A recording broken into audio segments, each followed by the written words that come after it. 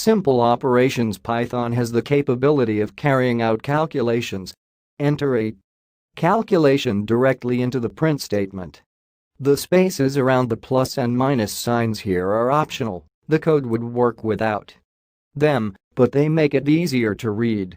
Python also carries out multiplication and division, using an asterisk to indicate multiplication and a forward slash to indicate division. Use parentheses to determine which operations are performed first. Using a single slash to divide numbers produces a decimal, or float, as it is called in programming.